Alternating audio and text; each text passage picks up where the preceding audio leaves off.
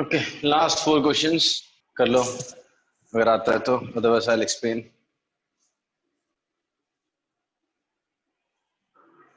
First one, equal moles of sulfur dioxide and oxygen react to form sulfur dioxide. Identify the limiting reagent. What fraction of excess reagent is left unreacted? So, क्या है balance chemical equation इसका? 2SO2 plus O2 gives 2SO3. Right? अभी equal moles लिए आपने, दोनों के equal moles लिए. Equal moles कितने हैं? I don't know, may be n and n. So suppose इसका n मोल लिया, इसका n मोल लिया. किसका? सल्फर डाइऑक्साइड का n मोल्स लिया एंड ऑक्सीजन का n मोल लिया. तो which of the two will be limiting reagent? कौन सा लिमिटेड क्वांटिटी में है? SO2. Which one is? SO2 is in limited quantity. Why? इसका 2 मोल कंज्यूमर था तो उसका 1 ही कंज्यूमर था. और द शॉर्टकट और the direct method was divide by stoichiometric coefficient. Number of moles available divide by stoichiometric coefficient. So SO2 के n moles हैं divide by 2. O2 का n. The smaller of the two is this. So this is limiting reagent. This is limiting reagent and this is excess reagent. Okay. Now second part of the question says, what fraction of excess reagent is left unreacted?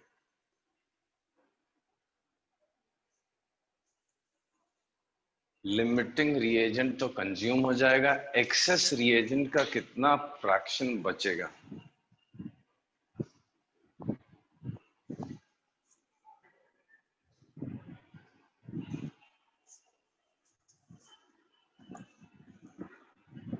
से क्या हो गया, आज कम भी आए हैं और 1/2.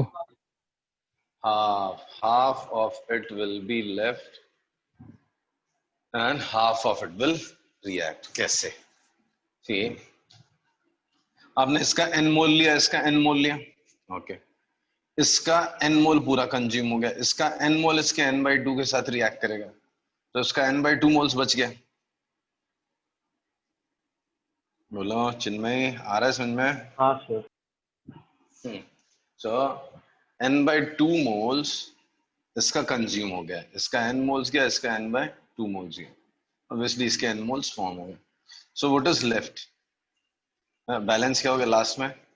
इसका तो 0 हो गया, इसका n/2 बच गया, इसका पहले से कुछ नहीं था तो n बच गया. तो n/2 बचा है, तो what fraction of it is consumed? तो n/2 is consumed out of n, तो half of it is consumed. So half of the excess reagent is consumed and half of it is left unreacted. Okay, next one. Second question. Equal weight of zinc and iodine react with each other to form zinc iodide. Calculate fraction of excess reagent left unreacted. पिछले बार equal moles दिए थे, इस बार equal weight दिया हुआ.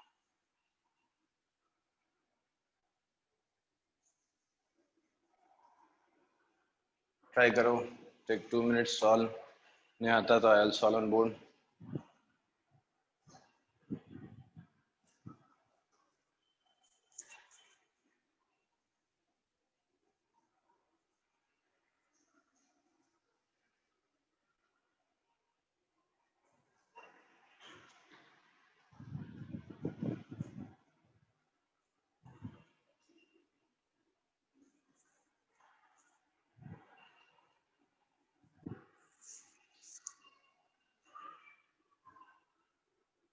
Carry with each other to form Zn.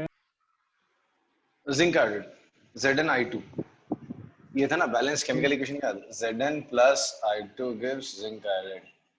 ये balance chemical equation, right? हाँ, so equal weights लिए हैं. इक्वल वेट्स मतलब अगर इसका W ग्राम लिया तो इसका भी W ग्राम लिया.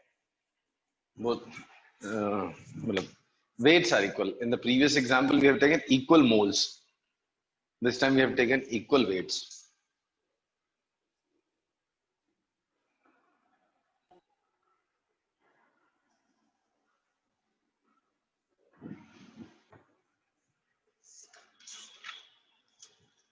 सर जिंक का मोलार मास क्या है और आयोडीन का भी? जिंक का 65 एंड आयोडीन का, आयोडीन वही भूल गया क्या था आयोडीन। जिंक का 65 है सर आयोडीन का 127। हाँ 120, हाँ 127 करेक्ट। सर 127 ना? हाँ 127।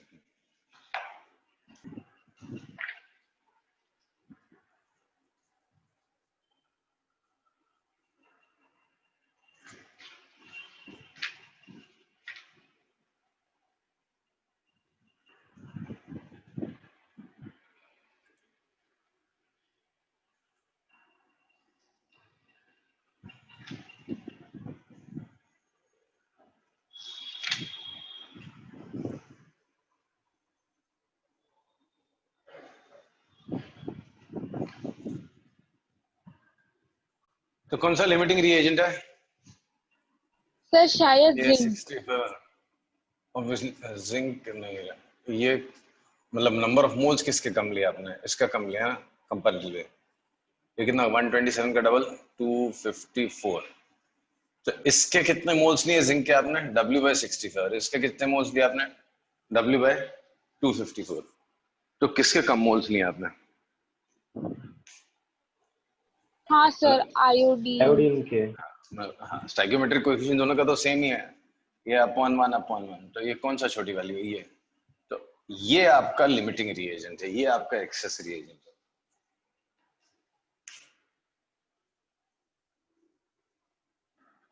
I'll explain again.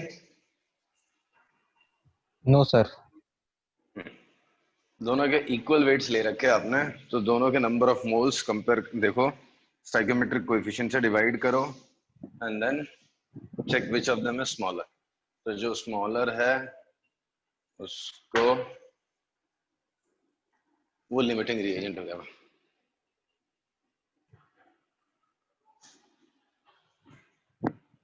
सो इसके W/65 मोल्स हैं, इसके W/254 मोल्स हैं। इसके एक मोल के साथ इसका एक मोल जा रहा है, राइट? सो Sir, आफ्टर सम टाइम 0.7. 0.7 देख के लग तो रहा है इसका 4 टाइम्स है। 0.74. 0.75% के आसपास लेफ्ट अनरिएक्टेड है। तो ये 64 मान लो, 256, तो इसका 4 टाइम्स है, तो 75% के आसपास बचेगा। सो इसका 1 मोल के साथ इसका ये 1 मोल जाता है, तो ये तो कंप्लीटली कंज्यूम हो गया। लास्ट में इसका कितना बच जाएगा? W/65 minus W/254। इतने मोल्स कंज्यूम हो गए और इतने बच गए। तो व्हाट फ्रैक्शन इज लेफ्ट? तो W/65 minus W/254 divide by W/65 into 100। तो दिस फ्रैक्शन, या फ्रैक्शन चाहिए तो खाली 100 से मल्टीप्लाई, परसेंटेज नहीं रहे, तो ये बचेगा। तो एलसीएम ले लो, कितना हो जाएगा? 254 माइनस 65, तो 189 divide by 254, this is the fraction. तो 185 डिवाइड बाय 254 हो गया। इसको 250 ले दो, 1000/4 हो गया। 1004 से मल्टीप्लाई कर दो तो 75.75 के आसपास बच जाए। 0.75 जैसे देख के ही समझ में आता है। ये W/64 अज्यूम कर लो, या W/256 आसपास ही है। तो इसका 4 टाइम्स ये है, मतलब ये 1/4 है और ये 1 है, तो 1/4 निकल जाएगा, तो 3/4 बच जाएगा। तो approximately 75% is left unreacted, right? समझा ना? वापस एक्सप्लेन करो। यस सर समझा। नेक्स्ट है sequential reaction.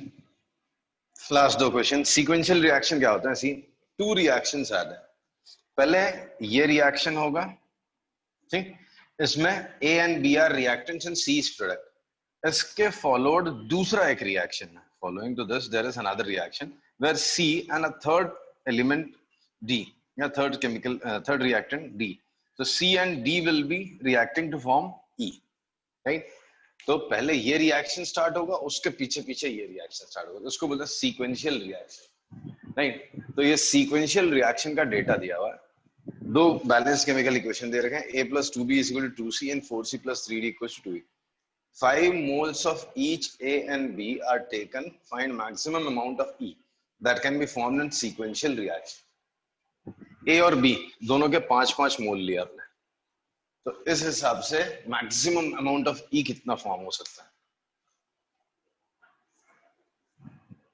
Sorry, D also, A, B में 5 moles of each A, B and D are taken.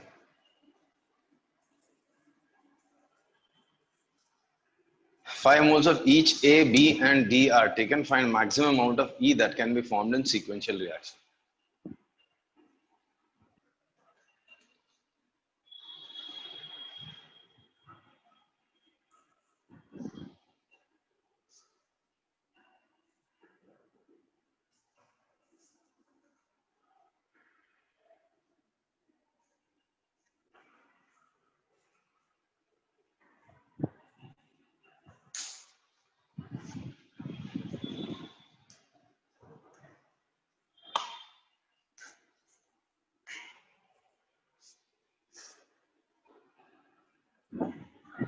तो पहले आप फर्स्ट रिएक्शन से स्टार्ट करो। A + 2B gives 3C. आपने स्टार्टिंग में इसके 5 मोल्स लिए, इसके 5 मोल्स लिए, तो लिमिटिंग रिएजेंट कौन है इसमें? A है या B है? B है। B is limiting reagent. Stoichiometric coefficient से डिवाइड करो, A/1 B/2, तो ये छुड़ाना, this is limiting reagent, right. तो ये हो जाना है खत्म, ठीक। तो ये खत्म हो जाएगा तो ये 0 बन जाएगा, इसके 2 के साथ इसका 1 बन रहा है, तो ये 5 मोल कंज्यूम होगा, तो ये 5/2 कंज्यूम होगा, राइट। तो बचेंगे कौन से कितने? इसका 2.5 बच जाएगा, इसका 0 हो जाएगा, इसका जब 5 कंज्यूम होगा तो इसका 7.5 मोल्स बनेगा।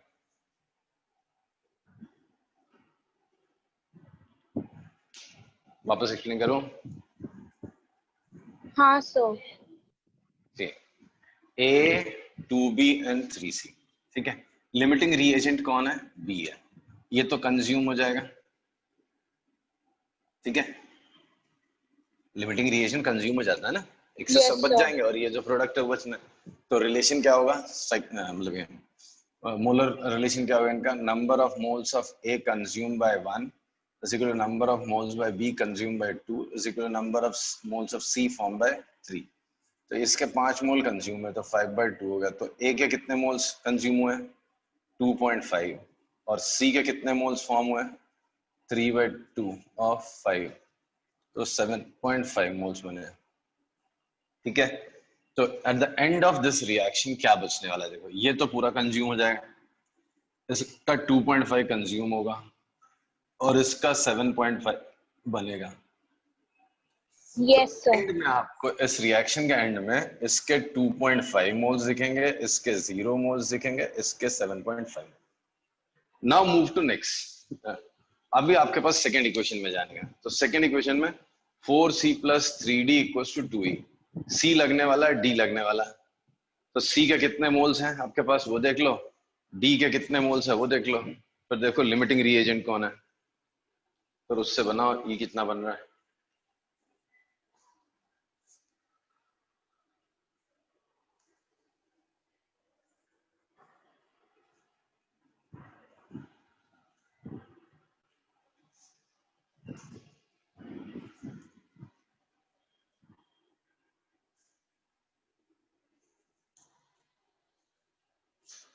सर इसमें डी जो है वो लिमिटिंग एजेंट है, रीएजेंट है। D is limiting reagent 1.75 and 1.66. Yes, D is the limiting reagent, correct.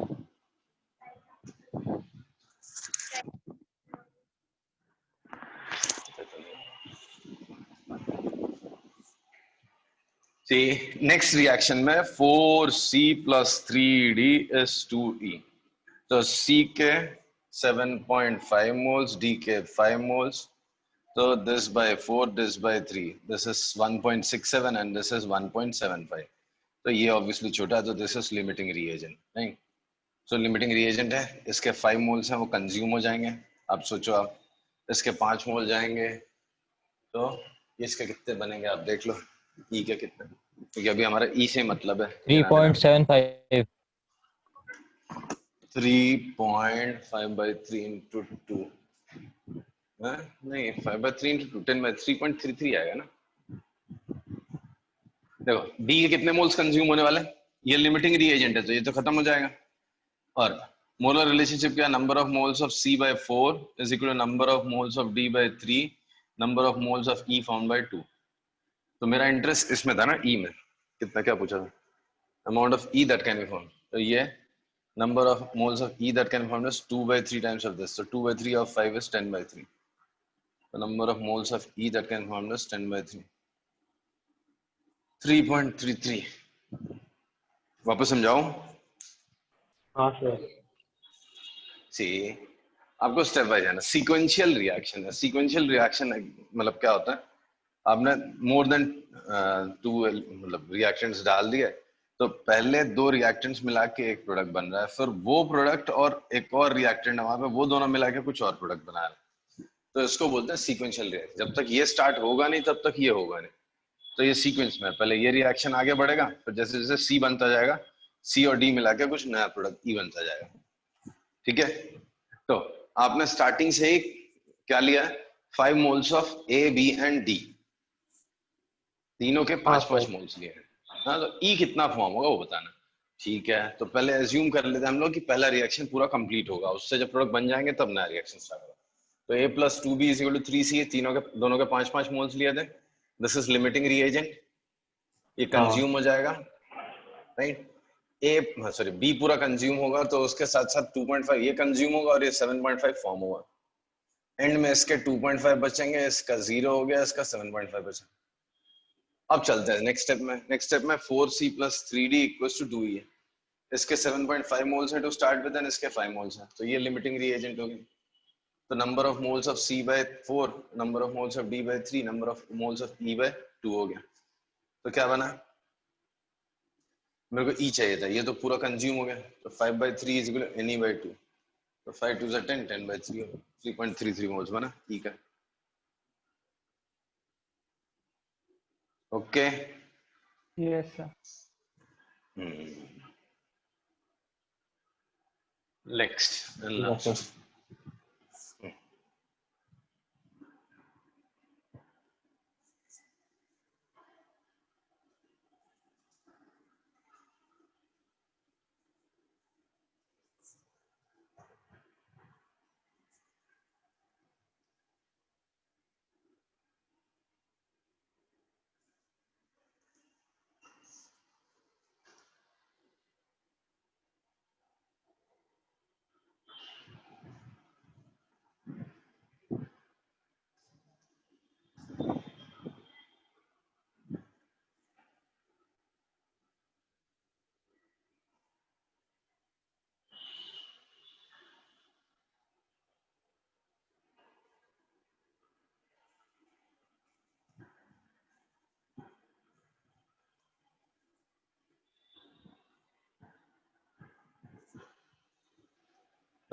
इसके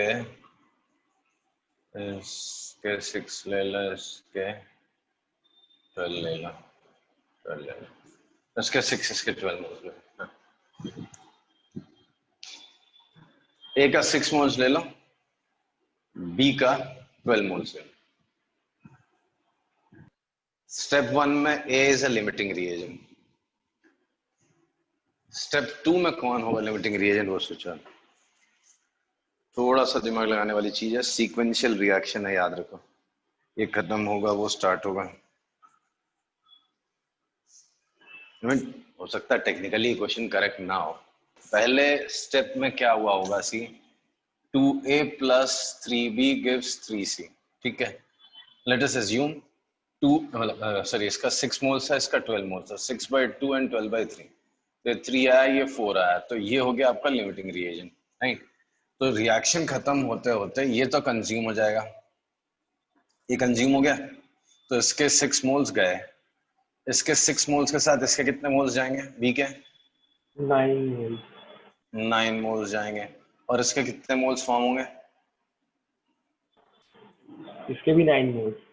9 मोल्स। तो बचे कितने? ए का बचा 0, बी का बचा 3, सी का बचा 9। अब सेकेंड रिएक्शन देखो आप ना, 2c plus B gives D, 2c plus B gives D. तो c कितना है अपने पास? 9 मोल्स। b बचा हुआ है 3 मोल्स, देख रहे हो? b बचा हुआ है हाँ 3 सर। मोल्स। पहले स्टेप में जो बचा हुआ है। तो obviously technically this question is wrong, या तो फिर थोड़ा बताना चाहिए कि ये बाद में ऐड किया है हमने या क्या किया है, बट हो सकता है शायद मैंने कहीं से कॉपी किया तो गलत कर दिया और होगा। डी भी 3 होगा ना? तो डी भी 3 बनेगा। तो ये हो गया लिमिटिंग रिएजेंट, राइट? तो 3 मोल्स से कंज्यूम होगा तो उधर 3 मोल्स बनेगा। तो number of maximum number of moles of D that can be formed is 3 moles. Okay sir एक बार वापस समझाइए। जी, लेट अस अज्यूम कि जैसा मैं बता रहा हूं वैसे ही क्वेश्चन करना है, कहीं पे से कुछ टेक्निकल इसमें मिस्टेक है। बिकॉज क्या होगा, जैसे आपने अगर एक ही कंटेनर में ये दोनों डाल दिए 6 और 12, तो पहले क्या होगा, 2a प्लस 3b मिला के 3c बन जाएगा, और उसी में c और b मिला के फिर से पैरेलली d बनता रहेगा। तो ऐसा नहीं हो सकता कि फर्स्ट ये कंप्लीट होगा फिर वो बनेगा, राइट? तो टेक्निकली क्वेश्चन रॉन्ग है, या शायद मैंने कहीं आधा कॉपी किया हो गलती से। Anyways leave it. तो अगर मैं अज्यूम कर लूं कि ये आपको पहला रिएक्शन कंप्लीट होगा फिर उसके बाद दूसरा स्टार्ट होगा। सो 2a plus 3b equals to 3c दिया हुआ है। a का देश 6 moles is taken and b का 12 मोल्स आर टेकन, ठीक है? तो इस केस में लिमिटिंग रिएजेंट कौन हो गया? इस केस में लिमिटिंग रिएजेंट हो गया a। तो a तो पूरा कंज्यूम हो जाएगा 6 मोल्स, तो 6 में से 6 गया, बचा 0। b कितना जाएगा? इसके 6 मोल्स जब कंज्यूम होंगे तो b के 9 मोल्स कंज्यूम होंगे। Number of moles of a consume by 2 is equal to number of moles of b consume by 3। ये रिलेशन तो याद है, and same as number of moles of c form by 3, नहीं? Sir याद है ना? 9 moles कैसे गए? सर 9 मोल्स कैसे गए, एक बार वापस समझाइए। हाँ, बता। इसमें मोलर रिलेशन क्या लिखा हुआ है?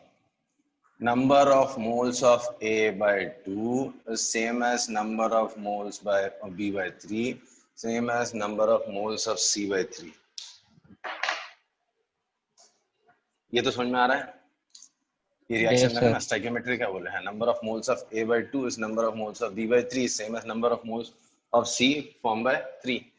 तो इसमें इसके 6 मोल्स गए तो 6 by 2 is 3 is equal to number of moles of B by 3 is equal to number of moles of C formed by 3।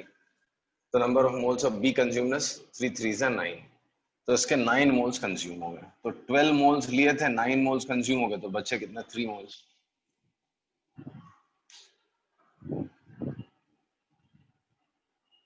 नहीं?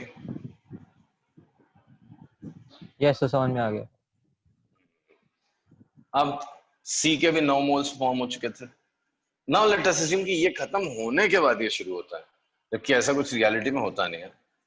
तो अब उसके बाद 2c plus B is equal to D है, तो b के कितने मोल्स कैरी हुए आपके पास? 3। c के 9 बन के आया, तो 9 by 2 is equal to 3 gives d।